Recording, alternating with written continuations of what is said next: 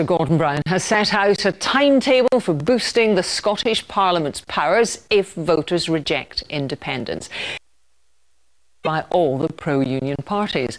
It follows a poll at the weekend which suggested that the Yes campaign was ahead for the first time. That appears to pound against the dollar and a drop in the share prices of some companies based in Scotland.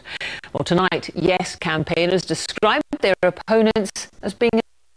Well, for the latest, let's cross to our political correspondent, Glenn Campbell, who's at Loanhead in Midlothian, where Gordon Brown is about to speak. Political editor Brian Taylor, who's in Edinburgh. Brian, the announcement of Gordon Brown's tie into those weekend polling results appears to have focused the minds of the politicians and reporter, who think also that we can expect more visits from politicians and from campaigners south of the border to Scotland over the next 9 days or so. That is very much the sense I get.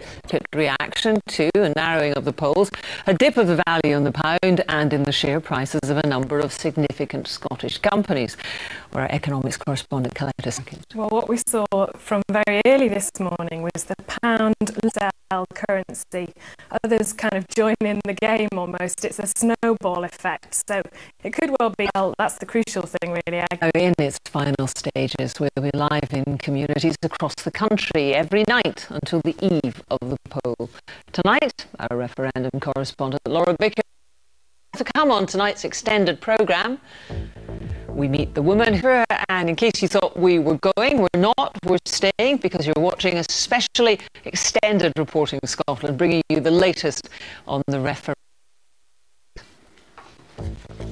Our political correspondent Glenn Campbell, who's been listening to Gordon Brown's campaign speech in Midlothian and that announcement that are signed up to this, including this, as you put it, rapid timetable. Well, I wonder... One of the key issues in this referendum debate, the health service is Scotland's biggest expense. Out of the Scottish Government's annual budget of £26 billion, nearly half of it, £12 billion, is spent on health. So how... Eleanor Bradford has been finding out what independence might mean for our health service and indeed our health. Eleanor. Jackie. It's expected that this referendum will have Scotland's highest ever voter turnout, and that throws up some questions in itself. Will these votes be counted and announced? How will that be done? And when will we get the final result? Well, the person best equipped to answer all of these questions to meet her. Good morning. Be counted and the result announced next week. Yes, next week. But people are still deciding whether to vote yes or no. Let's go back now to our referendum correspondent Laura Bicker, who is with some undecided voters in Galashiels. People in the mostly French-speaking province of Quebec in Canada are watching events here with interest. Quebec has held 2 referendums on sovereignty to remain in Canada, but the last vote, nearly 20 years ago, was extremely close. Nick Bryant reports.